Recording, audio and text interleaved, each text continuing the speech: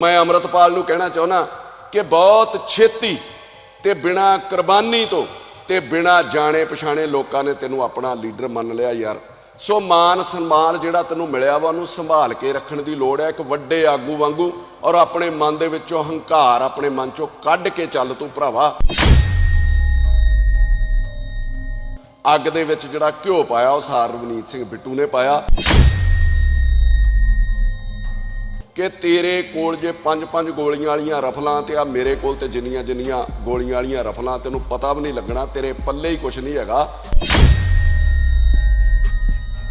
गुरपतवंत पन्नू जिहड़ा बाहर बैठा कि पन्नू तेरे पल्ले कुछ नहीं रह गया।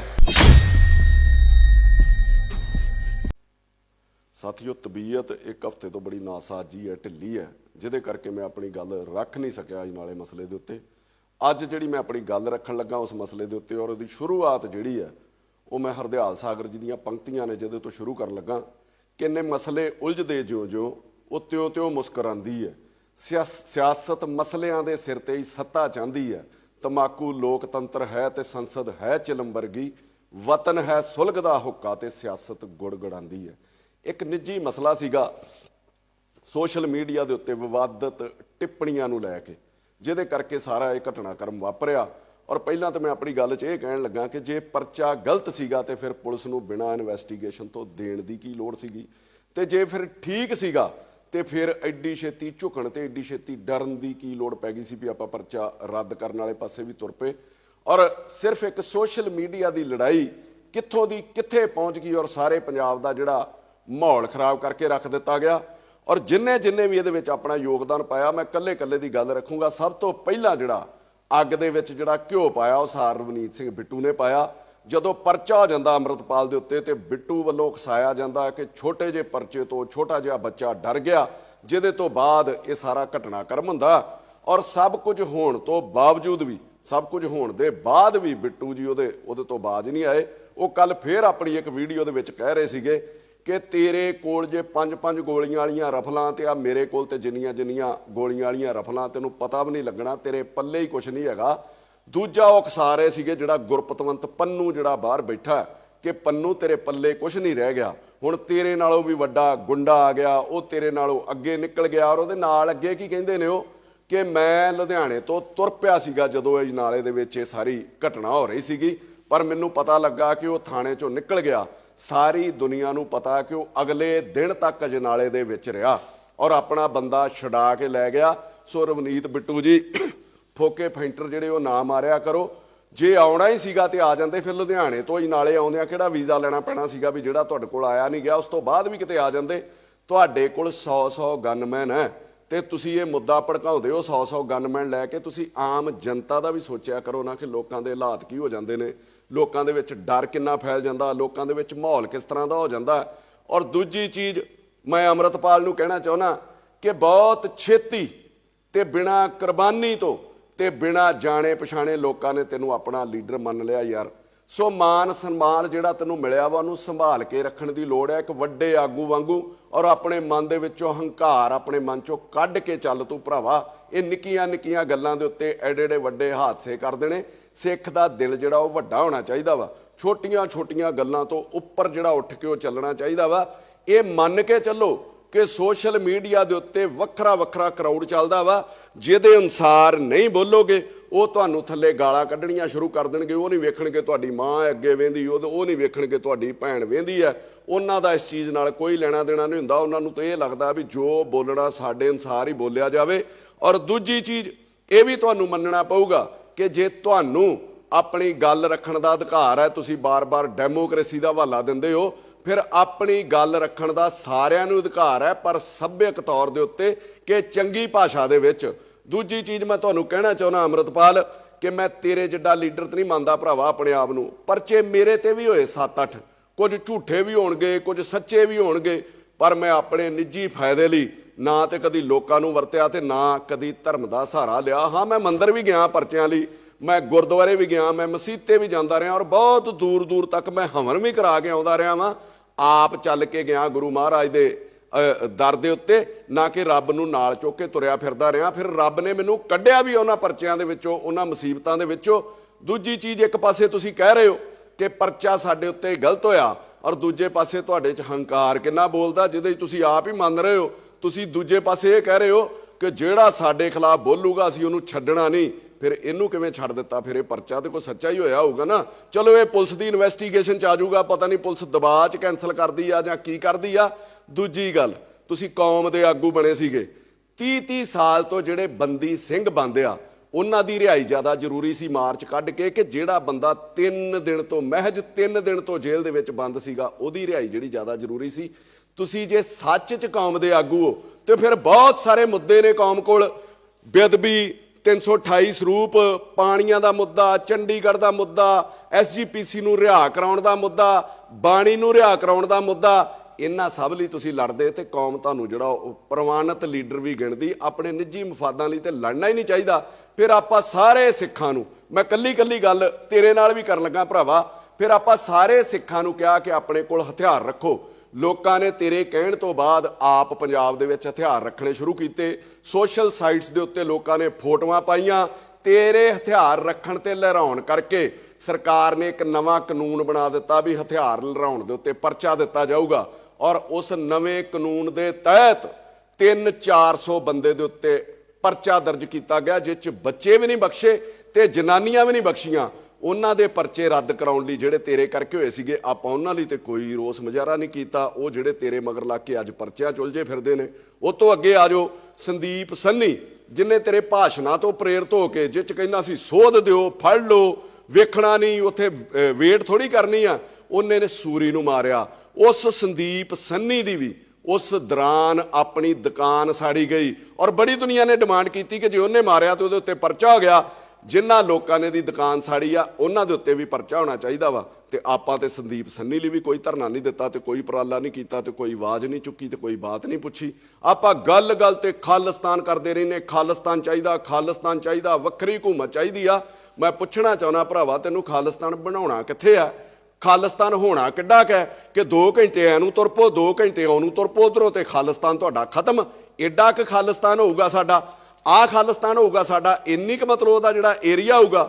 ਅੰਮ੍ਰਿਤ ਸੰਚਾਰ ਤੁਸੀਂ ਕਰਾਉਂਦੇ ਹੋ, ਵਧੀਆ। ਨਸ਼ਾ ਛਡਾਓ ਤੁਸੀਂ ਮੁਹਿੰਮ ਚਲਾਈ ਹੋ, ਵਧੀਆ। ਪਤਾ ਨਹੀਂ ਕਿੰਨੇ ਕੁ ਲੋਕਾਂ ਨੇ ਤੁਹਾਡੀ ਮੁਹਿੰਮ ਤੋਂ ਨਸ਼ਾ ਛੱਡਣਾ ਤੇ ਕਿੰਨਿਆਂ ਨੇ ਅੰਮ੍ਰਿਤ ਛਕ ਕੇ ਜਿਹੜਾ ਉਹ ਨਿਭਾਉਣਾ ਵਾ, ਇਹ ਸਮਾਂ ਦੱਸੂਗਾ। ਮੈਂ ਇਹਦੇ ਉੱਤੇ ਕਿੰਤੂ ਪਰੰਤੂ ਨਹੀਂ ਕਰਦਾ। ਆਪਾਂ ਗੱਲ ਦੇ ਉੱਤੇ ਆਪਾਂ ਚੀਜ਼ਾਂ ਦਾ ਨਿਤਾਰਾ ਤੇ ਕਰੀਏ, ਉਹਦੇ ਰਿਜ਼ਲਟ ਕੀ ਆ ਰਹੇ ਨੇ ਯਾਰ।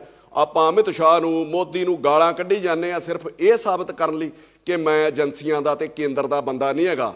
ਮੈਂ ਤੈਨੂੰ ਇਹ ਕਹਿਣਾ ਚਾਹੁੰਦਾ ਵੀ ਇਹਨਾਂ ਗਾਲਾਂ ਦਾ ਗੁੱਸਾ ਉਹ ਪੰਜਾਬ ਦੇ ਉੱਤੇ ਕੱਢਦੇ ਨੇ। ਦੂਜੀ ਚੀਜ਼, ਮੈਂ ਨਹੀਂ ਤੈਨੂੰ ਕਹਿੰਦਾ ਕਿ ਤੂੰ ਏਜੰਸੀਆਂ ਦਾ ਬੰਦਾ ਵਾ, ਪਰ ਮੈਂ ਤੈਨੂੰ ਇੱਕ ਗੱਲ ਜ਼ਰੂਰ ਕਹਿਣੀ ਚਾਹੁੰਦਾ। ਇੰਨੀ ਕੁ ਮੇਰੀ ਉਮਰ ਤੇ ਇੰਨਾ ਕੁ ਮੇਰਾ ਤਜਰਬਾ ਹੋ ਗਿਆ ਵਾ ਕਿ ਏਜੰਸੀਆਂ ਜਿਹਨੂੰ ਵਰਤਣਾ ਹੁੰਦਾ ਨਾ, ਕਦੀ ਉਹਦੇ ਨਾਲ ਮੀਟਿੰਗਾਂ ਨਹੀਂ ਕਰਦੀਆਂ, ਬਲਕਿ ਉਹ ਮਾਹੌਲ ਹੀ ਇਹੋ ਜਿਹਾ ਕ੍ਰੀਏਟ ਕਰਦੀਆਂ ਔਰ ਮਾਈਂਡ ਹੀ ਬੰਦੇ ਦਾ ਇਹੋ ਜਿਹਾ ਸੈੱਟ ਕਰਦੀਆਂ ਵਾ, ਬੰਦੇ ਨੂੰ ਪਤਾ ਹੀ ਨਹੀਂ ਲੱਗਦਾ ਵੀ ਉਹ ਕਦੋਂ ਏਜੰਸੀਆਂ ਕੋਲ ਵਰਤਿਆ ਗਿਆ ਵਾ, ਕਦੋਂ ਉਹ ਏਜੰਸੀਆਂ ਦੇ ਹੱਥਾਂ ਦੇ ਵਿੱਚ ਖੇਡ ਗਿਆ ਵਾ। ਮੈਂ ਤੈਨੂੰ ਅਲਰਟ ਕਰਦਾ ਕਿ 2024 ਚੋਣਾਂ ਤੱਕ ਤੈਨੂੰ ਏਜੰਸੀਆਂ ਨੇ ਪੀਕ ਦੇ ਉੱਤੇ ਚੜਾਉਣਾ, TC ਦੇ ਉੱਤੇ ਖੜਨਗੇ, ਔਰ ਚੋਣਾਂ ਤੋਂ ਪਹਿਲਾਂ ਤੇਰੇ ਤੇ ਕਾਰਵਾਈ ਕਰਕੇ ਨਾ, ਜਿੱਦਾਂ ਉਹਨਾਂ ਪੁਲਵਾਮਾ ਵਾਲਾ ਕਾਂਡ ਹੋਇਆ ਸੀਗਾ, ਉਹਦੇ ਸਿਰ ਤੇ ਦੇਸ਼ ਜਿੱਤ ਲਿਆ ਸੀਗਾ, ਇਸੇ ਤਰੀਕੇ ਉਹ ਪੂਰਾ ਦੇਸ਼ ਜਿੱਤਣਗੇ। ਅੰਮ੍ਰਿਤਪਾਲ ਖੁਦ ਸੋਚ, ਜਾਂ ਰੱਬ ਤੈਨੂੰ ਕਿਤੇ ਸਮੱਤ ਬਖਸ਼ੇ, ਜਿਸ ਦਿਨ 2 ਦਿਨ ਦਾ ਸਮਿਟ ਇਨਵੈਸਟਮੈਂਟ ਸੀਗਾ ਪੰਜਾਬ ਦੇ ਵਿੱਚ, ਉਹ 2 ਦਿਨ ਪੰਜਾਬ ਦੁਨੀਆ ਦੇ ਵੱਡੇ ਵਪਾਰੀ ਭਾਰਤ ਦੇ ਵਿੱਚੋਂ ਇੱਥੇ ਆਏ ਸੀਗੇ, ਜਿਨ੍ਹਾਂ ਨੇ ਪੰਜਾਬ 'ਚ ਇਨਵੈਸਟ ਕਰਨ ਦਾ ਸੋਚਣਾ ਸੀਗਾ। ਕੱਲੀ ਤੇਰੀ ਘਟਨਾ ਨਹੀਂ ਹੋਈ ਉਸ ਦਿਨ 2 ਘਟਨਾਵਾਂ ਹੋਈਆਂ ਪੰਜਾਬ ਦੇ ਵਿੱਚ, ਜਦੋਂ ਸਾਰੇ ਵਪਾਰੀ ਪੰਜਾਬ ਦੇ ਵਿੱਚ ਸੀਗਾ। ਇੱਕ ਅਜਨਾਲੇ ਵਾਲੀ ਜਿਹੜੀ ਤੂੰ ਕੀਤੀ, ਦੂਜੀ ਗਵਰਨਰ ਦੀ ਸਟੇਟਮੈਂਟ ਆਉਂਦੀ ਹੈ, ਰਿਫਿਊਜ਼ ਕਰ ਦਿੰਦਾ ਬਜਟ ਸੈਸ਼ਨ ਨੂੰ ਵੀ ਮੈਂ ਬਜਟ ਸੈਸ਼ਨ ਹੀ ਨਹੀਂ ਬੁਲਾਉਣ ਦੇਣਾ।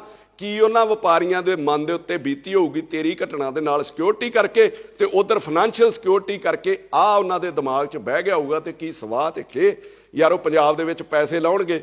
ਇਹਨਾਂ ਦੋਵਾਂ ਘਟਨਾਵਾਂ ਨੂੰ ਅੱਗੇ ਜਾ ਕੇ ਵੀ ਸੋਚ।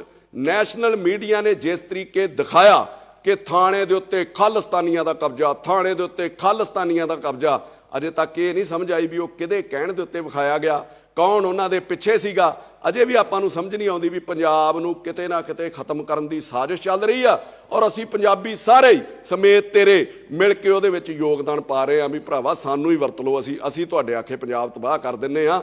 ਤੇ ਜਦੋਂ ਵੀ ਇੱਕ ਚੀਜ਼ ਤੇ ਹੋਰ ਧਿਆਨ ਦਿਓ ਤੁਸੀਂ ਸਾਰੇ ਹੀ ਪੰਜਾਬ ਵਾਸੀ, ਕਿ ਜਦੋਂ ਵੀ ਕੋਈ ਘਟਨਾ ਇਹੋ ਜਿਹੀ ਵੱਡੀ ਵਾਪਰਦੀ ਆ, ਜਦੋਂ ਵੀ ਕਿਤੇ ਪੰਜਾਬੀਆਂ ਨੂੰ ਸਿੱਖਾਂ ਨੂੰ ਬਦਨਾਮ ਕਰਨ ਦੀ ਕੋਸ਼ਿਸ਼ ਕੀਤੀ ਜਾਂਦੀ ਹੈ। ਸੱਚੇ ਹੋਣ ਲਈ ਪ੍ਰਾਈਮ ਮਿਨਿਸਟਰ ਜਾਂ ਗ੍ਰਹਿ ਮੰਤਰੀ ਕਿਸੇ ਨਾ ਕਿਸੇ ਗੁਰਦੁਆਰੇ ਦੇ ਵਿੱਚ ਚਲੇ ਜਾਂਦੇ ਆਪਣਾ ਪੰਜਾਬ ਦੇ ਪ੍ਰਤੀ ਸੱਚੀ ਨਿਸ਼ਠਾ ਤੇ ਸੱਚੀ ਜਿਹੜੀ ਸ਼ਰਧਾ ਵਿਖਾਉਣ ਲਈ। ਕੱਲ ਉਹ ਪਟਨਾ ਸਾਹਿਬ ਵਿਖੇ ਪਹੁੰਚ ਜਾਂਦੇ ਨੇ, ਨਾ ਕੱਲ ਕੋਈ ਗੁਰਪੁਰਬ ਹੈ, ਨਾ ਕੱਲ ਕੋਈ ਸ਼ਹੀਦੀ ਦਿਹਾੜਾ ਹੈ, ਕੱਲ ਵੀ ਉੱਥੇ ਜਾਂਦੇ ਨੇ ਔਰ ਵੱਡੀਆਂ ਖਬਰਾਂ ਲੱਗਦੀਆਂ ਨੇ ਪੱਗ ਬੰਨ੍ਹ ਕੇ ਕਿ ਉਹ ਗੁਰਦੁਆਰਾ ਸਾਹਿਬ ਦੇ ਵਿੱਚ ਗਏ। ਇਹਨਾਂ ਸਾਰੀਆਂ ਚੀਜ਼ਾਂ ਤੋਂ, ਇਹਨਾਂ ਸਾਜ਼ਿਸ਼ਾਂ ਤੋਂ ਯਾਰ ਆਪਾਂ ਅਲਰਟ ਤੇ ਹੋਈਏ। ਜੋ ਵੀ ਉੱਥੇ ਹੋਇਆ ਤੇ ਆਪਾਂ ਉਹਦੇ ਪਿੱਛੇ ਤਰਕ ਕੀ ਦਿੱਤੇ, ਆਪਣੇ ਅਨੁਸਾਰ ਹੀ ਆਪਾਂ ਹਿਸਟਰੀ ਬਦਲਣੀ ਸ਼ੁਰੂ ਕਰ ਦਿੱਤੀ ਹੈ, ਆਪਣੇ ਅਨੁਸਾਰ ਹੀ ਆਪਾਂ ਉੱਥੇ ਸਾਰਾ ਕੁਝ ਸੋਚਣਾ ਸ਼ੁਰੂ ਕਰ ਦਿੱਤਾ। ਮੈਂ ਸ਼ੁਰੂ ਕਰਨ ਲੱਗਾ ਵੀ ਜਿੱਥੋਂ ਤੁਸੀਂ ਮਤਲਬ ਉੱਥੇ ਚਾਲੇ ਪਏ ਨੇ, ਤੁਸੀਂ ਆਪਣੇ ਪਿੰਡ ਤੋਂ ਤੁਰਿਓ ਆਪਣੀ ਕਾਰ ਦੇ ਵਿੱਚ ਤੇ ਗੁਰੂ ਮਹਾਰਾਜ ਸਾਹਿਬ ਵਾਲੀ ਜਿਹੜੀ ਗੱਡੀ ਸੀ ਪਾਲਕੀ ਸਾਹਿਬ ਵਾਲੀ, ਉਹ ਤੁਹਾਡੇ ਅੱਗੇ ਜਾਂਦੀ ਹੈ। ਜਦੋਂ ਉਹ ਨਾਲੇ ਪਹੁੰਚ ਜਾਂਦੀ ਹੈ ਤੇ ਪਹਿਲਾ ਬੈਰੀਕੇਡ ਜਿਹੜਾ ਪੁਲਿਸ ਪਾਲਕੀ ਨੂੰ ਅੱਗੇ ਲੰਘਾ ਦਿੰਦੀ ਹੈ ਗੁਰੂ ਮਹਾਰਾਜ ਦੇ ਸਰੂਪ ਨੂੰ, ਤੁਸੀਂ ਪਿੱਛੇ ਤੁਰੇ ਜਾਂਦੇ ਹੋ। ਫਿਰ ਤੁਸੀਂ ਗੁਰੂ ਮਹਾਰਾਜ ਦੇ ਸਰੂਪ ਵਾਲੀ ਗੱਡੀ ਦੇ ਵਿੱਚ ਬੈਠ ਜਾਂਦੇ ਹੋ। ਉਹ ਥਾਣੇ ਦੇ ਵਿੱਚ ਪਹੁੰਚ ਜਾਂਦੀ ਹੈ, ਜਿੱਥੇ ਜਾ ਕੇ ਤੁਸੀਂ ਆਪ ਕੁਰਸੀ ਤੇ ਬੈਠ ਗਏ ਤੇ ਕਈ ਲੋਕ ਜਿਹੜੇ ਉਹ ਕੋਠਿਆਂ ਦੇ ਉੱਤੇ ਚੜ੍ਹ ਗਏ। ਫਿਰ ਅੰਦਰ ਜਾ ਕੇ ਤੁਹਾਡੇ ਆਪਣੇ ਬਣਾਏ ਅਸੂਲ ਹੀ ਤੁਹਾਡੇ ਉੱਤੇ ਲਾਗੂ ਨਹੀਂ ਹੁੰਦੇ। ਯਾਰ ਆਪਾਂ ਸਾਰੇ ਗੁਰਦੁਆਰਿਆਂ ਦੇ ਵਿੱਚ ਪੰਜਾਬ ਦੇ ਕੁਰਸੀਆਂ ਮੇਜ਼ ਜਿਹੜੇ ਬਜ਼ੁਰਗਾਂ ਲਈ ਰੱਖੇ ਸੀਗੇ ਉਹ ਚੁਕਾ ਦਿੱਤੇ, ਕਈ ਸਾੜ ਦਿੱਤੇ ਗਏ। ਜਿਹੜੇ ਲੋਹੇ ਨਾਲ ਬਣੇ ਸੀ ਤੁਸੀਂ ਉਹਨਾਂ ਬਾਰੇ ਕਿਹਾ ਵੀ ਇਹਨਾਂ ਨੂੰ ਸਾੜ ਦਿਓ, ਇਹ ਜਿਹੜਾ ਲੋਹਾ ਇਹ ਢਾਲ ਕੇ ਦੁਬਾਰਾ ਬਣਨਾ ਚਾਹੀਦਾ ਕਿਉਂਕਿ ਇਹ ਗੁਰੂ ਮਹਾਰਾਜ ਦੀ ਹਜ਼ੂਰੀ ਦੇ ਵਿੱਚ ਕੁਰਸੀਆਂ ਲੱਗੀਆਂ ਸੀਗੀਆਂ। ਆਹ ਤੁਸੀਂ ਬਣਾ ਦਿੱਤਾ ਵੀ ਕੋਈ ਮੇਜ਼ ਕੁਰਸੀ ਨਹੀਂ ਲੱਗਣਾ ਚਾਹੀਦਾ ਤੇ ਆਪ ਤੁਸੀਂ ਥਾਣੇ ਦੇ ਵਿੱਚ ਗੁਰੂ ਮਹਾਰਾਜ ਦਾ ਸਰੂਪ ਬਾਹਰ ਹੈ ਤੇ ਕੁਰਸੀ ਦੇ ਉੱਤੇ ਬੈਠ ਜਾਂਦੇ ਹੋ ਕਿ ਤੁਹਾਡੇ ਅਸੂਲ ਵੀ ਤੁਹਾਡੇ ਉੱਤੇ ਕੋਈ ਲਾਗੂ ਨਹੀਂ ਹੁੰਦੇ। ਫਿਰ ਤੁਸੀਂ ਕੀ ਕਹਿੰਦੇ ਹੋ, ਥਾਣਾ ਕੋਈ ਮਾੜੀ ਜਗ੍ਹਾ ਨਹੀਂ ਜਿੱਥੇ ਕੋ ਗੁਰੂ ਮਹਾਰਾਜ ਦਾ ਸਰੂਪ ਅਸੀਂ ਲੈ ਗਏ ਹਾਂ। ਮੈਂ ਤੁਹਾਨੂੰ ਕਹਿਣਾ ਚਾਹੁੰਦਾ ਕਿ ਥਾਣਾ ਕੋਈ ਮਾੜੀ ਜਗ੍ਹਾ ਨਹੀਂ। ਜਦੋਂ ਥਾਣਿਆਂ 'ਚ ਵੀ ਪਾਠ ਕਰਾਉਂਦੇ ਨੇ ਤੇ ਬੜੀ ਸਾਫ਼ ਸਫਾਈ ਕੀਤੀ ਜਾਂਦੀ ਹੈ ਕਿਉਂਕਿ ਥਾਣਿਆਂ ਦੇ ਵਿੱਚ ਲਾਹਨ ਫੜੀ ਹੁੰਦੀ ਹੈ, ਥਾਣਿਆਂ ਦੇ ਵਿੱਚ ਭੁੱਕੀ ਫੜੀ ਹੁੰਦੀ ਹੈ, ਥਾਣਿਆਂ ਦੇ ਵਿੱਚ ਫੀਮ ਪਈ ਹੁੰਦੀ ਹੈ, ਥਾਣੇ 'ਚ ਜਿਨ੍ਹਾਂ ਲੋਕਾਂ ਦੇ ਕਤਲ ਹੋ ਜਾਂਦੇ ਨੇ ਉਹਨਾਂ ਦੇ ਵਿਸਰੇ ਪਏ ਹੁੰਦੇ ਜਿਹਦੇ ਵਿੱਚ ਟੱਟੀ ਪਿਸ਼ਾਬ ਤੱਕ ਲਹੂ ਉਹਨਾਂ ਦਾ ਹੁੰਦਾ ਵਾ। ਇੱਥੋਂ ਤੱਕ ਉਹ ਚੀਜ਼ਾਂ ਸਾਰੀਆਂ ਹੀ ਉੱਥੇ ਪਈਆਂ ਸੀਗੀਆਂ, ਕਿਸੇ ਨੇ ਪਾਸੇ ਕਰਨ ਦੀ ਕੋਸ਼ਿਸ਼ ਕੀਤੀ। ਦੂਜੇ ਪਾਸੇ ਆ ਜਾਓ, ਪੁਲਿਸ ਵਾਲਾ ਜੇ ਗੁਰਦੁਆਰੇ ਦੇ ਵਿੱਚ ਜੁੱਤੀ ਤੇ ਦੂਰ ਬੈਲਟ ਲਾ ਕੇ ਵੀ ਚਲੇ ਜਾਵੇ ਤੇ ਆਪਾਂ ਰੌਲਾ ਪਾ ਦਿੰਦੇ ਵੀ ਬੇਅਦਬੀ ਹੋ ਗਈ ਤੇ ਆਪਾਂ ਗੁਰਦੁਆਰਾ ਸਾਹਿਬ ਹੀ ਚੁੱਕ ਕੇ ਥਾਣੇ ਦੇ ਵਿੱਚ ਲੈ ਗਏ ਆ। ਕੀ ਤੁਸੀਂ ਇਹ ਬਿਲਕੁਲ ਮਤਲਬ ਠੀਕ ਕੀਤਾ? ਫਿਰ ਤੁਸੀਂ ਆਪਣੀ ਗਲਤੀ ਨੂੰ ਲੁਕਾਉਣ ਲਈ ਤਰਕ ਆਪਣੀ ਮਰਜ਼ੀ ਦੇ ਅਨੁਸਾਰ ਦੇ ਰਹੇ ਹੋ ਕਿ ਰਾਜੇ ਮਹਾਰਾਜੇ ਵੀ, ਫੌਜਾਂ ਵੀ ਜੰਗ ਦੇ ਅੱਗੇ ਜਿਹੜੇ ਉਹ ਗੁਰੂ ਮਹਾਰਾਜ ਦੇ ਸਰੂਪ ਲੈ ਕੇ ਜਾਂਦੀਆਂ ਸੀਗੀਆਂ। ਅੰਮ੍ਰਿਤਪਾਲ ਜੀ, ਰਾਜੇ ਮਹਾਰਾਜੇ ਜਿਹੜੇ ਗੁਰੂ ਮਹਾਰਾਜ ਦਾ ਸਰੂਪ ਖੜਦੇ ਸੀਗੇ ਫੌਜੀ ਜੰਗਾਂ ਦੇ ਵਿੱਚ, ਉਹ ਮਹਾਰਾਜ ਦਾ ਓਟ ਆਸਰਾ ਲੈਣ ਲਈ ਖੜਦੇ ਸੀ ਤੇ ਇੱਕ ਜਗ੍ਹਾ ਤੇ ਸੁਸ਼ੋਭਿਤ ਕੀਤਾ ਜਾਂਦਾ ਸੀਗਾ, ਨਾ ਕਿ ਗੁਰੂ ਮਹਾਰਾਜ ਦਾ ਸਰੂਪ ਜਿਹੜਾ ਬਾਰਡਰ ਵਾਲੀ ਤਾਰ ਦੇ ਕੰਢੇ ਲਈ ਫਿਰਦੇ ਸੀ ਜਿੱਥੇ ਗੋਲੀਆਂ ਚੱਲਦੀਆਂ ਸੀਗੀਆਂ, ਜਾਂ ਕੋਈ ਤੋਪ ਦੇ ਅੱਗੇ ਰੱਖ ਦਿੰਦੇ ਸੀ ਕਿ ਜਿੱਥੇ ਤੋਪਾਂ ਡਿੱਗਣੀਆਂ ਤੇ ਗੋਲੀਆਂ ਆਉਣੀਆਂ ਸੀਗੀਆਂ। ਉਹ ਇੱਕ ਜਗ੍ਹਾ ਤੇ ਸੁਸ਼ੋਭਿਤ ਕਰਕੇ ਉੱਥੇ ਮੱਥਾ ਟੇਕ ਕੇ ਓਟ ਆਸਰਾ ਲੈ ਕੇ ਤੇ ਉਹ ਫਿਰ ਜਾਂਦੇ ਸੀਗੇ। ਫਿਰ ਆਪਾਂ ਤਰੱਕੀ ਦਿੰਨੇ ਆ ਸੰਤਾਂ ਮਹਾਂਪੁਰਸ਼ਾਂ ਦੇ ਨਾਂ ਦਾ ਕਿ ਸੰਤ ਕਰਤਾਰ ਸਿੰਘ ਭਿੰਡਰਾਲਿਆਂ ਨੇ 37 ਨਗਰ ਕੀਰਤਨ ਐਮਰਜੈਂਸੀ 'ਚ ਕੱਢੇ। ਮੈਂ ਤੁਹਾਨੂੰ ਪੁੱਛਣਾ ਚਾਹੁੰਦਾ ਕਿ ਇਹ ਨਗਰ ਕੀਰਤਨ ਸੀਗਾ?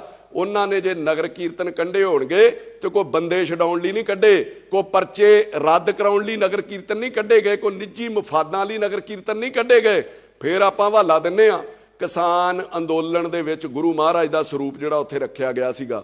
ਮੈਂ ਤੁਹਾਨੂੰ ਦੱਸ ਦਿੰਦਾ, ਮੇਰਾ ਖਿਆਲ ਉਦੋਂ ਤੇ ਤੁਸੀਂ ਦੁਬਈਓਂ ਵੀ ਨਹੀਂ ਸੀ ਆਏ ਜਦੋਂ ਕਿਸਾਨ ਅੰਦੋਲਨ ਤੁਰਿਆ ਪੰਜਾਬ ਦੇ ਵਿੱਚੋਂ ਗਿਆ, ਪੰਜਾਬ ਭਰ ਕੇ ਲੋਕ ਉਹਦੇ ਵਿੱਚ ਗਏ ਆ। ਜਦੋਂ ਬੈਰੀਕੇਡ ਤੋੜਦੇ ਗਏ ਉਦੋਂ ਗੁਰੂ ਮਹਾਰਾਜ ਦਾ ਸਰੂਪ ਨਹੀਂ ਲੈ ਕੇ ਗਏ। ਜਦੋਂ ਉੱਥੇ ਬਹੁ ਗਿਣਤੀ ਵਿੱਚ ਪਹੁੰਚ ਗਏ ਆ, ਜਦੋਂ ਉੱਥੇ ਉਹਨਾਂ ਨੂੰ ਪਤਾ ਸੀਗਾ ਕਿ ਲੰਮਾ ਸਮਾਂ ਇੱਥੇ ਰਹਿਣਾ ਵਾ, ਤੇ ਫਿਰ ਗੁਰੂ ਮਹਾਰਾਜ ਦਾ ਜਿਹੜਾ ਸਰੂਪ ਆ ਉੱਥੇ ਸੁਸ਼ੋਭਿਤ ਕੀਤਾ ਗਿਆ। ਤੇ ਜਿਹੜੇ ਸਿੱਖ ਸੀਗੇ, ਜਿਹੜੇ ਗੁਰੂ ਨੂੰ ਮੰਨਣ ਵਾਲੇ ਲੋਕ, ਸਾਰੇ ਗੁਰੂ ਨੂੰ ਮੰਨਣ ਵਾਲੇ ਸੀ, ਕਈਆਂ ਦੀ ਰੋਜ਼ ਦੀ ਸ਼ਰਧਾ ਹੁੰਦੀ ਆ, ਉਹਨਾਂ ਕਰਕੇ ਉਹ ਰੋਜ਼ ਉੱਥੇ ਉਹ ਮੱਥਾ ਟੇਕਦੇ ਸੀਗੇ ਤੇ ਗੁਰੂ ਮਹਾਰਾਜ ਦਾ ਓਟ ਆਸਰਾ ਲੈ ਕੇ ਚੱਲਦੇ ਸੀਗੇ ਔਰ ਮੋਰਚਾ ਵੀ ਫਤਿਹ ਕਰਕੇ ਆਏ। ਅੱਗੇ ਆਓ, ਤੁਸੀਂ ਜੀਰਾ ਫੈਕਟਰੀ ਦਾ ਹਵਾਲਾ ਦਿੱਤਾ ਕਿ ਜੀਰਾ ਫੈਕਟਰੀ ਦੇ ਵਿੱਚ ਪਹਿਲੇ ਦਿਨ ਹੀ ਗੁਰੂ ਮਹਾਰਾਜ ਦਾ ਸਰੂਪ ਅੱਗੇ ਲਾ ਲਿਆ ਗਿਆ ਸੀਗਾ। 3-4 ਵਾਰੀ ਡਾਂਗਾ ਖਾਧੀਆਂ ਲੋਕਾਂ ਨੇ ਉੱਥੇ। ਉਸ ਤੋਂ ਬਾਅਦ ਜਦੋਂ ਪੱਕਾ ਮੋਰਚਾ ਲੱਗਾ ਫਿਰ ਜੀਰੇ ਦੇ ਵਿੱਚ ਗੁਰੂ ਮਹਾਰਾਜ ਦਾ ਜਿਹੜਾ ਸਰੂਪ ਉਹ ਸੁਸ਼ੋਭਿਤ ਕੀਤਾ ਗਿਆ। ਇਹਨਾਂ ਚੀਜ਼ਾਂ ਦੇ ਨਾਲ ਤੁਲਨਾ ਨਾ ਕਰੋ ਤੇ ਨਾ ਹੀ ਝੂਠੇ ਜਿਹੜੇ ਉਹ ਤਰਕ ਦਿਓ। ਹਾਂ, ਜੇ ਤੁਹਾਡੇ ਕੋਲੋਂ ਗਲਤੀ ਹੋਈ ਆ, ਵੱਡਿਆਂ ਕੋਲ ਹੁੰਦੀ ਆ, ਸਾਡੇ ਕੋਲੋਂ ਵੀ ਹੁੰਦੀ, ਅਸੀਂ ਤੇ ਛੋਟੇ ਜਿਹੇ ਆ, ਔਰ ਗਲਤੀ ਨੂੰ ਮੰਨ ਲੈਣਾ ਚਾਹੀਦਾ ਔਰ ਸੰਗਤ ਤੁਹਾਨੂੰ ਪ੍ਰਵਾਨ ਵੀ ਕਰੂਗੀ। ਜੇ ਤੁਸੀਂ ਗੁਰੂ ਮਹਾਰਾਜ ਦਾ ਓਟ ਆਸਰਾ ਲੈਣ ਦੀ ਗੱਲ ਕਰਦੇ ਹੋ, ਤੁਸੀਂ ਗੁਰੂ ਮਹਾਰਾਜ ਦਾ ਓਟ ਆਸਰਾ ਹੀ ਲੈਣਾ ਸੀਗਾ ਤੇ ਫਿਰ ਗੁਰਦੁਆਰਾ ਸਾਹਿਬ ਤੇ ਨਾਲੇ ਵੀ ਹੈਗਾ ਸੀਗਾ, ਉੱਥੇ ਹੀ ਅਰਦਾਸ ਜਿਹੜੀ ਬੇਨਤੀ ਕਰ ਲੈਂਦੇ। ਟਕਸਾਲ ਦੇ ਵਿੱਚ ਵੀ ਗੁਰੂ ਮਹਾਰਾਜ ਦਾ ਸਰੂਪ ਸੀਗਾ, ਉੱਥੇ ਤੁਸੀਂ ਆਪਣੀ ਅਰਦਾਸ ਬੇਨਤੀ ਕਰ ਲੈਂਦੇ। ਕਿ ਉੱਥੇ ਗੁਰੂ ਮਹਾਰਾਜ ਦੇ ਸਰੂਪ ਸੇਮ ਨਹੀਂ ਕਿ ਜਿਹੜਾ ਮਤਲਬ ਜਿਹੜੇ ਗੁਰੂ ਮਹਾਰਾਜ ਦਾ ਸਰੂਪ ਤੁਹਾਡੇ ਨਾਲ ਪਾਲਕੀ ਦੇ ਵਿੱਚ ਸੀਗਾ ਉਹਦੇ ਵਿੱਚ ਕੋਈ ਵੱਖਰੀ ਬਾਣੀ ਤੇ ਹੈ ਨਹੀਂ ਕਿ ਆਪਣੇ ਨਾਲ ਨਾਲ ਸਿਰਫ ਇਹੀ ਮਹਾਰਾਜ ਦਾ ਸਰੂਪ ਚੱਲਣਾ ਚਾਹੀਦਾ? ਸਰੂਪ ਤੇ ਇੱਕ ਹੀ ਹੈ ਨਾ ਯਾਰ। ਫਿਰ ਜੇ ਭਰਾਵਾ ਤੂੰ ਸੱਚਾ ਸਿੱਖ ਸੀਗਾ ਫਿਰ ਤੂੰ ਪੁਲਿਸ ਨੂੰ ਕਹਿੰਦਾ ਕਿ ਯਾਰ ਆਹ ਮੇਰੇ ਨਾਲ ਗੁਰੂ ਮਹਾਰਾਜ ਦਾ ਸਰੂਪ ਹੈ, ਇਹਨੂੰ ਮੈਨੂੰ ਗੁਰਦੁਆਰਾ ਸਾਹਿਬ ਜਾਂ ਟਕਸਾਲ ਦੇ ਵਿੱਚ ਸੁਸ਼ੋਭਿਤ ਕਰ ਆਉਣ ਦਿਓ, ਤੇ ਫਿਰ ਆਪਾਂ ਦੋ ਦੋ ਹੱਥ ਕਰ ਲੈਂਦੇ ਹਾਂ, ਫਿਰ ਆਪਾਂ ਲੜ ਲੈਂਦੇ ਹਾਂ, ਤੇ ਫਿਰ ਆਪਾਂ ਨੂੰ ਵੀ ਪਤਾ ਹੋਣਾ ਸੀਗਾ ਵੀ ਕੀ ਹਾਲਾਤ ਬਣਨੇ ਸੀਗੇ ਤੇ ਕੀ ਉੱਥੇ ਹਸ਼ਰ ਹੋਣਾ ਸੀਗਾ। ਇਹ ਤਰਕ ਕੋ ਚੰਗੇ ਨਹੀਂ। ਕੱਲ ਨੂੰ ਕੋਈ ਗੈਂਗਸਟਰ ਰੇਪਿਸਟ ਗੁਰੂ ਮਹਾਰਾਜ ਦਾ ਸਰੂਪ ਰੱਖ ਕੇ ਗੱਡੀ ਦੇ ਵਿੱਚ ਉਹ ਸੂਬਾ ਛੱਡਣ ਦੀ ਤਿਆਰੀ ਕਰ ਲੂਗਾ, ਪੁਲਿਸ ਨੂੰ ਪਤਾ ਹੋਊਗਾ ਤੇ ਪੁਲਿਸ ਨੂੰ ਹੱਥ ਵੀ ਨਹੀਂ ਪਾ ਸਕਦੀ। ਇਹੋ ਜਿਹਾ ਤਰੀਕਾ ਤੁਸੀਂ ਲੋਕਾਂ ਨੂੰ ਕੀ ਸੇਧ ਦੇ ਰਹੇ ਹੋ ਯਾਰ? ਕੱਲ ਨੂੰ ਮੰਨ ਲਓ ਮੇਰੇ ਘਰ ਕਿਸੇ ਦੇ ਘਰ ਵੀ ਕੋਈ ਬੰਦਾ ਲੜਨ ਆ ਜਾਂਦਾ, ਕਿਸੇ ਨੂੰ ਮਾਰਨ ਆ ਜਾਂਦਾ, ਤੇ ਕਦੀ ਕੋਈ ਆਪਣੇ ਪਿਓ ਨੂੰ ਵੀ ਅੱਗੇ ਕਰਦਾ ਵੀ ਇਹ ਪਹਿਲਾਂ ਮੇਰੇ ਪਿਓ ਨੂੰ ਗੋਲੀ ਵੱਜ ਜਾਵੇ ਜਾਂ ਪਹਿਲਾਂ ਮੇਰੇ ਪਿਓ ਨੂੰ ਕੁੱਟ ਲਓ ਜਾਂ ਇਹਦੇ ਗਲ ਪੈ ਜਾਓ। ਇਹ ਗੁਰੂ ਮਹਾਰਾਜ ਦਾ ਸਤਿਕਾਰ ਨਹੀਂ ਹੈ, ਇਹ ਬਾਪ ਦਾ ਸਤਿਕਾਰ ਨਹੀਂ ਹੈ, ਇਹ ਬੁਜ਼ਦਿਲੀ ਹੁੰਦੀ ਹੈ। ਫਰਕ ਸਿਰਫ ਇਹ ਹੈ ਕਿ ਲੋਕ ਤੁਹਾਡੇ ਨਾਲ ਜਿਹੜੀ ਗੁਰੂ ਸਾਹਿਬ ਦੀ ਪਾਲਕੀ ਚੱਲਦੀ ਸੀਗੀ, ਤੁਹਾਨੂੰ ਗਲਤਫਹਿਮੀ ਹੈ ਤੈਨੂੰ ਭਰਾਵਾ। ਜਿਹੜੀ ਪਾਲਕੀ ਚੱਲਦੀ ਸੀ ਲੋਕ ਉਹਦਾ ਸਤਿਕਾਰ ਕਰ ਰਹੇ ਸੀਗੇ, ਲੋਕ ਉਹਦੇ ਅੱਗੇ ਆਪਣਾ ਜਿਹੜਾ ਸਿਰ ਨਵਾ ਰਹੇ ਸੀਗੇ, ਤੇ ਜਿਹਦੇ ਹੰਕਾਰ 'ਚ ਤੂੰ ਇਹ ਸਮਝ ਲਿਆ ਕਿ ਲੋਕ ਮੇਰੇ ਅੱਗੇ ਸਿਰ ਨਵਾ ਰਹੇ ਨੇ ਤੇ ਪੁਲਿਸ ਮੇਰੇ ਕੋਲੋਂ ਡਰ ਗਈ ਆ। ਇਹੋ ਜਿਹੀ ਕੋਈ ਡਰਨ ਵਾਲੀ ਗੱਲ ਨਹੀਂ ਹੈਗੀ। ਜਦੋਂ ਭਜਦਿਆਂ ਨੂੰ ਵਾਹਣ ਇੱਕੋ ਜਿਹੇ ਨੇ, ਜਦੋਂ ਤੁਸੀਂ ਕਿਸੇ ਦੇ ਥਾਣੇ ਦੇ ਉੱਤੇ ਹੀ ਪੈ ਗਏ ਤੇ ਉਹਨਾਂ ਕੋਲ ਲਿਹਾਜ਼ ਥੋੜੀ ਕਰਨਾ ਸੀਗਾ। ਫਿਰ ਹੰਕਾਰ ਆਪਣੇ ਵਿੱਚ ਕਿੰਨਾ ਕੁੱਟ-ਕੁੱਟ ਕੇ ਭਰਿਆ। ਮੈਂ ਤੁਹਾਡੀਆਂ ਕਈ ਬਾਈਟ ਸੁਣਦਾ ਪੱਤਰਕਾਰਾਂ ਨੂੰ, ਹੈਂ ਕਰਕੇ ਆਪਾਂ ਗੱਲਾਂ ਕਰਦੇ ਹਾਂ, ਮਾਈਕ ਮੇਰੇ ਦੰਦਾਂ ਤੇ ਨਾ ਮਾਰ ਦਿਓ। ਮੈਂ ਤੈਨੂੰ ਪੱਤਰਕਾਰਾਂ ਬਾਰੇ ਦੱਸਾਂ, ਤੇਰੇ ਮੇਰੇ ਵਰਗੇ ਕਈ ਆਏ ਨਾ ਹੰਢਾ ਕੇ ਉਹ ਸੁੱਟਤੇ ਤੇ ਮੁੜ ਕੇ ਉਹਨਾਂ ਦਾ ਪਤਾ ਵੀ ਨਹੀਂ ਲੱਗਦਾ। ਤੁਸੀਂ ਉਦੋਂ ਵੀ ਕਿਹਾ ਵੀ ਮਾਈਕ ਮੇਰੇ ਦੰਦਾਂ ਨੂੰ ਨਾ ਮਾਰਿਓ। ਇਹ ਸ਼ੋਭਾ ਦਿੰਦੀਆਂ ਏਡੇ ਏਡੇ ਵੱਡੇ ਕੌਮ ਦੇ ਆਗੂ ਨੂੰ ਇਹ ਗੱਲਾਂ। ਕੱਲ ਤੁਹਾਨੂੰ ਇੱਕ ਪੱਤਰਕਾਰ ਨੇ ਪੁੱਛਿਆ ਕਿ ਪੁਲਿਸ ਵਾਲੇ ਵੀ ਜ਼ਖਮੀ ਹੋਏ ਨੇ, ਕੀ ਉਹਨਾਂ ਦਾ ਪਤਾ ਲੈਣ ਜਾਓਗੇ? ਤੇ ਹੰਕਾਰ ਆਪਣੇ ਸਿਰ ਤੇ ਚੜ ਕੇ ਬੋਲਦਾ ਸੀਗਾ, ਹਾਂ ਮੈਂ ਜਾਊਂਗਾ, ਟਾਈਮ ਲੱਗੂਗਾ ਮੈਨੂੰ ਪਤਾ ਕਰਨ, ਕਿਤੇ ਉਹ ਭੱਜ ਹੀ ਨਾ ਜਾਣ ਵੀ ਇੱਧਰ ਨੂੰ ਫੇਰ ਆ ਗਿਆ ਵਾ। ਆਹ ਹੰਕਾਰ ਹੈ ਯਾਰ ਤੁਹਾਡੇ ਅੱਗੇ, ਆਹ ਹੰਕਾਰ ਹੈ ਤੁਹਾਡੇ ਮਨ ਦੇ ਵਿੱਚ। ਮੈਂ ਤੁਹਾਨੂੰ ਕਹਿੰਦਾ ਉਹ ਤੁਹਾਡੇ ਅੱਗੇ ਨਹੀਂ ਭੱਜੇ, ਉਹ ਗੁਰੂ ਮਹਾਰਾਜ ਦੇ ਅੱਗੇ ਭੱਜੇ ਆ, ਗੁਰੂ ਮਹਾਰਾਜ ਦੇ ਡਰ ਤੋਂ ਭੱਜੇ ਆ, ਗੁਰੂ ਮਹਾਰਾਜ ਦੇ ਭੈ ਤੋਂ ਭੱਜੇ ਆ, ਗੁਰੂ ਮਹਾਰਾਜ ਦੀ ਸ਼ਰਧਾ ਤੋਂ ਭੱਜੇ ਆ। ਫਿਰ ਤੁਸੀਂ ਕੀ ਕਹਿੰਦੇ ਹੋ ਬਾਰ-ਬਾਰ? ਰੋਜ਼ ਹੀ ਤੁਹਾਨੂੰ ਸੁਣੀਦਾ ਕਿ ਅਸੀਂ ਗੁਲਾਮ ਆ। ਇਹ ਕਿਹੜੀ ਗੁਲਾਮੀ ਆ ਯਾਰ? ਇੱਕ ਐਸਪੀ ਦਾ ਸਿਰ ਪਾੜ ਦਿਓ, ਪੁਲਿਸ ਵਾਲਿਆਂ ਦੀਆਂ ਪੱਗਾਂ ਲਾਹ ਦਿੱਤੀਆਂ, ਉਹਨਾਂ ਨੂੰ ਕਿਰਪਾਨਾਂ ਲੈ ਕੇ ਪੈ ਗਏ, ਥਾਣੇ ਦੇ ਉੱਤੇ ਕਬਜ਼ਾ ਕਰ ਲਿਆ, ਐਸਐਸਪੀ ਨਾਲ ਤੁਸੀਂ ਮੀਟਿੰਗ ਕਰ ਰਹੇ ਹੋ ਤੇ ਉਹਦੇ ਸਿਰ ਦੇ ਉੱਤੇ ਹਥਿਆਰਾਂ ਦੀ ਛਾਂ ਕਰਕੇ ਬੈਠੇ ਹੋ। ਇਹ ਕਿਹੋ ਜਿਹੀ ਗੁਲਾਮੀ ਹੈ ਯਾਰ? ਮੈਨੂੰ ਤੇ ਸਮਝ ਨਹੀਂ ਆਈ ਵੀ ਹੋਰ ਵੀ ਕਿਸੇ ਮੁਲਕ ਦੇ ਵਿੱਚ ਇਸ ਤਰ੍ਹਾਂ ਹੁੰਦਾ ਵਾ। ਤੇ ਮੈਨੂੰ ਹੈਰਾਨੀ ਪੁਲਿਸ ਤੇ ਵੀ ਆਉਂਦੀ ਹੈ ਤੇ ਨਮੋਸ਼ੀ ਵੀ ਆਉਂਦੀ ਹੈ ਕਿ ਪੰਜਾਬ ਦੇ ਵਿੱਚ ਆਮ ਬੰਦੇ ਦੀ ਜਾਂ ਗਰੀਬ ਦੀ ਫੇਸਬੁੱਕ ਦੇ ਉੱਤੇ ਕਿਤੇ ਨਕਲੀ ਹਥਿਆਰ ਨਾਲ ਵੀ ਫੋਟੋ ਆ ਜਾਂਦੀ ਸੀ ਤੇ ਉਹਦੇ ਉੱਤੇ ਝੱਟ ਜਿਹੜਾ ਉਹ ਪਰਚਾ ਦਰਜ ਕੀਤਾ ਜਾਂਦਾ ਸੀਗਾ। ਇੱਥੇ ਐਸਐਸਪੀ ਦੇ ਸਿਰ ਦੇ ਉੱਤੇ ਬੰਦੂਕਾਂ ਲਹਿਰਾਈਆਂ ਜਾ ਰਹੀਆਂ, ਐਸਐਸਪੀ ਦੇ ਸਿਰ ਦੇ ਉੱਤੇ ਬੰਦੂਕਾਂ ਦੀ ਛਾਂ ਕੀਤੀ ਆ ਤੇ ਕੋਈ ਪਰਚਾ ਹੀ ਨਹੀਂ ਦਿੱਤਾ, ਤੇ ਸਗੋਂ ਪਹਿਲੇ ਪਰਚੇ ਵੀ ਰੱਦ ਕਰਨ ਦੀਆਂ ਉੱਥੇ ਪ੍ਰੈਸ ਦੇ ਵਿੱਚ ਅਨਾਉਂਸਮੈਂਟ ਕੀਤੀਆਂ ਜਾ ਰਹੀਆਂ ਵਾ। ਇਹ ਧਮਕੀਆਂ ਉੱਤੋਂ ਧਮਕੀਆਂ ਲਾਈਆਂ ਜਾ ਰਹੀਆਂ ਕਿ ਜਿਨ੍ਹਾਂ ਨੇ ਸੱਟਾਂ ਲਾਈਆਂ ਜਾਂ ਜਿਨ੍ਹਾਂ ਨੂੰ ਲੱਗੀਆਂ, ਜੇ ਸਾਡੇ ਉੱਤੇ ਦੁਬਾਰਾ ਪਰਚਾ ਦਰਜ ਕਰਕੇ ਵਿਖਾਇਓ ਅਸੀਂ ਦੁਬਾਰਾ ਇਹੋ ਜਿਹਾ ਕੰਮ ਕਰਾਂਗੇ। ਇਹ ਕਿਹੋ ਜਿਹੀ ਗੁਲਾਮੀ ਆ ਅੰਮ੍ਰਿਤਪਾਲ ਸਿੰਘ? ਇਹਨੂੰ ਗੁਲਾਮੀ ਕਹਿੰਦੇ ਆ ਯਾਰ। ਸੋ ਮੇਰੀ ਤੈਨੂੰ ਬੇਨਤੀ ਹੈ ਕਿ ਪ੍ਰਮਾਤਮਾ ਤੈਨੂੰ ਅਕਲ ਵੀ ਦੇਵੇ, ਤੂੰ ਵੀ ਥੋੜਾ ਜਿਹਾ ਅਕਲ ਤੋਂ ਕੰਮ ਲੈ। ਔਰ ਪੰਜਾਬ ਦੇ ਹੋਰ ਮੁੱਦਿਆਂ ਲਈ ਬੜੇ ਧਰਨੇ ਲਾਉਣ ਦੀ ਲੋੜ ਹੈ। ਪੰਜਾਬ ਦੇ ਵਿੱਚ ਕੁਝ ਨਹੀਂ ਹੈਗਾ, ਇਹਦਾ ਲੱਕ ਟੁੱਟਾ ਪਿਆ ਵਾ। ਪੰਜਾਬ 'ਚ ਬਹੁਤ ਸਾਰੇ ਮੁੱਦੇ ਇਹੋ ਜਿਹੇ ਨੇ, ਹੋਰ ਬਹੁਤ ਸਾਰੇ ਲੋਕਾਂ ਦੇ ਉੱਤੇ ਜਾਲੀ ਪਰਚੇ ਦਿੱਤੇ ਜਾਂਦੇ ਨੇ ਅਮੀਰਾਂ ਵੱਲੋਂ, ਸਰਕਾਰਾਂ ਵੱਲੋਂ। ਆਪਾਂ ਉਹਨਾਂ ਦੀ ਲੜਾਈ ਜਿਹੜੀ ਲੜਨ ਦੀ ਕੋਸ਼ਿਸ਼ ਕਰਨੀ ਚਾਹੀਦੀ ਸੀਗੀ। ਸੋ ਆਪਣੇ ਆਪ ਕੋਈ ਹੌਸਲੇ ਤੋਂ ਕੰਮ ਲਓ। ਜੇ ਲੋਕਾਂ ਨੇ ਤੁਹਾਨੂੰ ਸ਼ੋਭਾ ਦਿੱਤੀ, ਏਡੀ ਛੋਟੀ ਉਮਰ ਦੇ ਵਿੱਚ ਤੁਹਾਨੂੰ ਆਗੂ ਮੰਨਿਆ, ਤੇ ਫਿਰ ਕੌਮ ਦੇ ਤੇ ਪੰਜਾਬ ਦੇ ਭਲੇ ਲਈ ਆਪਾਂ ਕੰਮ ਕਰੀਏ। ਜੇ ਦੂਜੀ ਚੀਜ਼ ਮੈਂ ਸਰਕਾਰ ਨੂੰ ਤੇ ਪੁਲਿਸ ਨੂੰ ਵੀ ਇਹ ਸਲਾਹ ਦੇਣਾ ਚਾਹੁੰਦਾ ਕਿ ਇਸ ਘਟਨਾਕ੍ਰਮ ਦੇ ਵਿੱਚ ਪੁਲਿਸ ਨੇ ਜੋ ਭੂਮਿਕਾ ਨਿਭਾਈ ਆ ਉਹ ਬਹੁਤ ਵਧੀਆ ਸੀਗੀ। ਡੀਜੀ ਨੇ ਵਧੀਆ ਜਿਹੜਾ ਗਾਈਡ ਕੀਤਾ ਆਪਣੀ ਫੋਰਸ ਨੂੰ, ਪਰ ਇਹਦੇ ਨਾਲ ਜੋ ਸੂਬੇ ਦਾ ਨੁਕਸਾਨ ਹੋਇਆ, ਅਮਨ ਸ਼ਾਂਤੀ ਦਾ, ਇਨਵੈਸਟਮੈਂਟ ਦਾ, ਉਹਨੂੰ ਪੂਰਾ ਕਰਨ ਦੀ ਜ਼ਿੰਮੇਵਾਰੀ ਵੀ ਡੀਜੀ ਦੀ ਤੇ ਪੰਜਾਬ ਸਰਕਾਰ ਦੀ ਬਣਦੀ, ਉਹਦਾ ਫਰਜ਼ ਬਣਦਾ। ਨਹੀਂ ਤੇ ਕੱਲ ਨੂੰ ਇੱਥੇ ਕਿਸੇ ਨੇ ਕੋਈ ਇਨਵੈਸਟ ਨਹੀਂ ਕਰਨਾ। ਇਹ ਨਾ ਹੋਵੇ ਕਿ ਕੱਲ ਤੋਂ ਜੇ ਕਿਸੇ ਨੇ ਕੋਈ ਪਰਚਾ ਦਰਜ ਕਰਾਉਣਾ, ਪੰਜਾਬ ਦੇ ਹਾਲਾਤ ਇਹੋ ਜਿਹੇ ਬਣ ਜਾਣਗੇ ਜੇ ਕਿਸੇ ਤੇ ਪਰਚਾ ਜਾਲੀ ਦਰਜ ਹੋ ਗਿਆ ਤੇ ਉਹ ਆਪਣੀਆਂ ਇਨਕੁਆਇਰੀਆਂ ਲਾਉਣ ਲਈ ਅੰਮ੍ਰਿਤਪਾਲ ਕੋ ਜਾਇਆ ਕਰਨਗੇ। ਉਹ ਅਫਸਰਾਂ ਨੂੰ ਫੋਨ ਕਰਿਆ ਕਰੂਗਾ ਵੀ ਇਹਨੂੰ ਕੱਢ ਦਿਓ ਤੇ ਇਹਨੂੰ ਪਾ ਦਿਓ। ਤੇ ਜੇ ਕਿਸੇ ਨੇ ਪੰਜਾਬ ਦੇ ਵਿੱਚ ਕੋਈ ਯੂਨਿਟ ਵੀ ਲਾਉਣਾ, ਕੋਈ ਇਨਵੈਸਟ ਵੀ ਕਰਨਾ ਹੈ ਤੇ ਉਹ ਤੁਹਾਡੇ ਨਾਲੋਂ ਪਹਿਲਾਂ ਉਹਨੂੰ ਅੰਮ੍ਰਿਤਪਾਲ ਕੋਲੋਂ ਐਨਓਸੀ ਜਿਹੜੀ ਲੈਣੀ ਪਿਆ ਕਰੂਗੀ। ਇਹੋ ਜਿਹਾ ਮਾਹੌਲ ਸੂਬੇ ਦੇ ਵਿੱਚ ਨਾ ਕ੍ਰੀਏਟ ਕੀਤਾ ਜਾਵੇ। ਜੋ ਘਾਟਾ ਸੂਬੇ ਨੂੰ ਪਿਆ, ਜੋ ਡਰ ਵਪਾਰੀਆਂ ਦੇ ਮਨ ਤੇ ਜਾਂ ਆਮ ਲੋਕਾਂ ਦੇ ਮਨ ਤੇ ਉੱਤੇ ਫੈਲਿਆ ਜਾਂ ਛਾਇਆ, ਉਹਨੂੰ ਦੂਰ ਕਰਨਾ ਵੀ ਸਰਕਾਰ ਦਾ ਫਰਜ਼ ਹੈ। ਇਹਦੇ ਨਾਲ ਨਾਲ ਮੈਂ ਉਹਨਾਂ ਲੋਕਾਂ ਨੂੰ ਵੀ ਕਹਿਣਾ ਚਾਹੁੰਦਾ ਜਿਨ੍ਹਾਂ ਨੇ ਡੀਜੀ ਦੇ ਉੱਤੇ ਸਵਾਲ ਚੁੱਕੇ ਨੇ, ਜਿਹੜਾ ਗੌਰਵ ਯਾਦਵ ਦੇ ਉੱਤੇ, ਕਿ ਜਿਹਦੇ ਵਿੱਚ ਉਹ ਕਹਿੰਦੇ ਨੇ ਕਿ ਜੇ ਡੀਜੀ ਦੀਆਂ ਲੱਤਾਂ ਭਾਰ ਨਹੀਂ ਚੱਲਦੀਆਂ। ਬਿਕਰਮ ਮਜੀਠੀਆ ਕਹਿ ਰਹੇ ਸੀ। ਮੈਂ ਮਜੀਠੀਆ ਸਾਹਿਬ ਤੁਹਾਨੂੰ ਵੀ ਇੱਕ ਬੇਨਤੀ ਕਰਦਾ ਕਿ ਪਿਛਲੇ ਦਿਨਾਂ ਤੋਂ ਮੈਂ ਤੁਹਾਨੂੰ ਵੀ ਸੁਣ ਰਿਹਾ, ਵਧੀਆ ਬੋਲ ਰਹੇ ਹੋ ਪੰਜਾਬ ਦੇ ਮੁੱਦਿਆਂ ਤੇ, ਪਰ ਕਿਤੇ ਨਾ ਕਿਤੇ ਸਿਆਸਤ ਇਹੋ ਜਿਹੇ ਸੈਂਸਿਟਿਵ ਮੁੱਦਿਆਂ ਦੇ ਉੱਤੇ ਛੱਡ ਦੇਣੀ ਚਾਹੀਦੀ ਆ। ਤੁਸੀਂ ਕਹਿ ਰਹੇ ਹੋ ਕਿ ਜੇ ਡੀਜੀ ਦੀਆਂ ਲੱਤਾਂ ਭਾਰ ਨਹੀਂ ਚੱਲਦੀਆਂ ਤੇ ਸਾਨੂੰ 2 ਮਿੰਟ ਦੇ ਦੇਵੇ, ਅਸੀਂ ਬੰਦੇ ਦਾ ਪੁੱਤ ਬਣਾ ਦਿਆਂਗੇ ਜਿਹਨੇ ਦੇਸ਼ ਦਾ ਮਾਹੌਲ ਖਰਾਬ ਕਰਨਾ ਜਾਂ ਜਿਹੜਾ ਦੇਸ਼ ਦਾ ਮਾਹੌਲ ਖਰਾਬ ਕਰੂਗਾ। ਤੇ ਜੇ ਇੰਨਾ ਹੀ ਦਰਦ ਹੈ ਮਜੀਠੀਆ ਸਾਹਿਬ ਤੁਹਾਡੇ ਅੰਦਰ, ਤੇ ਫਿਰ ਡੀਜੀਪੀ ਤੋਂ ਆਰਡਰ ਲੈਣ ਦੀ ਕੀ ਲੋੜ ਹੈ? ਫਿਰ ਜੇ ਹੈਗਾ ਦਮ ਤੇ ਬੰਦੇ ਦਾ ਪੁੱਤ ਬਣਾ ਦਿਓ। 100 ਗਨਮੈਨ ਲੈ ਕੇ ਤੁਸੀਂ ਹੋਟਲਾਂ 'ਚ ਪ੍ਰੈਸ ਕਾਨਫਰੰਸ ਕਰਦੇ ਹੋ ਔਰ ਉੱਥੇ ਕਹਿੰਦੇ ਹੋ ਕਿ ਪਹਿਲੀ ਗੋਲੀ ਮੈਂ ਖਾਊਂਗਾ ਜੇ ਚੱਲੂਗੀ, ਤੇ ਫਿਰ ਆਪਾਂ ਤੁਰੇ ਕਿਉਂ ਨਹੀਂ ਅਜਨਾਲੇ ਵਾਲ ਨੂੰ? ਤੁਸੀਂ ਕੀ ਚਾਹੁੰਦੇ ਸੀਗੇ ਕਿ ਡੀਜੀ ਇਹੋ ਜਿਹਾ ਮਾਹੌਲ ਕ੍ਰੀਏਟ ਕਰਦਾ? ਤੁਹਾਡੇ ਵੇਲੇ ਜਿਸ ਤਰ੍ਹਾਂ ਫਾਇਰਿੰਗ ਕੀਤੀ ਸੀਗੀ, ਪਹਿਲਾਂ ਬੇਅਦਬੀ 84 'ਚ ਹੋਈ, ਫਿਰ ਤੁਹਾਡੇ 2015 'ਚ ਹੋਈ, ਤੇ ਤੀਜੀ ਹੁਣ ਹੋ ਜਾਂਦੀ, ਤੇ 15 ਸਾਲ ਆਪਾਂ ਇਸੇ ਦੇ ਉੱਤੇ ਰਾਜਨੀਤੀ ਕਰਦੇ ਵੀ ਸਾਡੇ ਵੇਲੇ ਹੋਈ ਸੀ ਤੇ ਇਹਨਾਂ ਵੇਲੇ ਵੀ, ਤੇ ਉਹਦੇ ਬਦਲੇ ਲੋਕ ਤੁਹਾਨੂੰ ਸੱਤਾ 'ਚ ਲਿਆਉਂਦੇ। ਸੋ ਰਾਜਨੀਤੀ ਇਹਨਾਂ ਮੁੱਦਿਆਂ ਦੇ ਉੱਤੇ ਨਹੀਂ ਕਰਨੀ ਚਾਹੀਦੀ। ਚੰਗੇ ਮੁੱਦਿਆਂ ਤੇ ਬੋਲੋ, ਲੋਕ ਤੁਹਾਡੇ ਨਾਲ ਜੁੜਨਾ ਵੀ ਸ਼ੁਰੂ ਹੋ ਜਾਣਗੇ। ਮੈਂ ਤੁਹਾਨੂੰ ਫਿਰ ਕਹਿਣਾ ਕਿ ਤੁਹਾਡੇ ਇਕੱਲਿਆਂ ਦੀ ਗੱਲ ਨਹੀਂ ਹੈ। ਕਈ ਸ਼ਿਵ ਸੈਨਾ ਵਾਲੇ ਰੋਜ਼ ਡੀਂਗਾ ਮਾਰਦੇ ਨੇ ਕਿ ਦੇਸ਼ ਪ੍ਰੇਮ, ਦੇਸ਼ ਲਈ ਮਰ ਜਾਾਂਗੇ, ਦੇਸ਼ ਲਈ ਜੀ ਪਾਂਗੇ। 40 ਗਨਮੈਨ ਸਰਕਾਰ ਨੇ ਤੁਹਾਨੂੰ ਦਿੱਤੇ ਨੇ, ਕਰੋੜਾਂ ਰੁਪਈਆਂ ਦਾ ਖਰਚਾ ਹੁੰਦਾ। ਫਿਰ ਉਧਰ ਨੂੰ ਤੁਰੇ ਕਿਉਂ ਨਹੀਂ?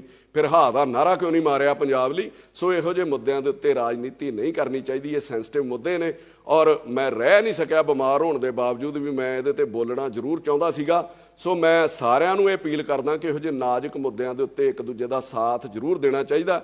ਅਖੀਰ 'ਚ ਮੈਂ ਇਹ ਕਹਿ ਕੇ ਸਮਾਪਤੀ ਕਰਨ ਲੱਗਾ ਆਪਣੀ ਗੱਲ ਦੀ ਕਿ ਸਾਰਿਆਂ ਨੂੰ ਰੱਬ ਸਮੱਤ ਬਖਸ਼ੇ ਔਰ ਪੰਜਾਬ ਦੇ ਵਿੱਚ ਸ਼ਾਂਤੀ ਜਿਹੜੀ ਉਹ ਬਣੀ ਰਵੇ, ਕਿ ਮੂੰਹ ਆਈ ਬਾਤ ਨਾ ਰਹਿੰਦੀ ਹੈ, ਝੂਠ ਆਖਾਂ ਕੁਝ ਬਚਦਾ ਹੈ, ਸੱਚ ਆਖਾਂ ਭਾਂਬੜ ਮਚਦਾ ਹੈ, ਦੋਹਾਂ ਗੱਲਾਂ ਤੋਂ ਜੀ ਜੱਚਦਾ ਹੈ, ਜੱਚ ਜੀਭਾ ਕਹਿੰਦੀ ਹੈ, ਮੂੰਹ ਆਈ ਬਾਤ ਨਾ ਰਹਿੰਦੀ ਹੈ।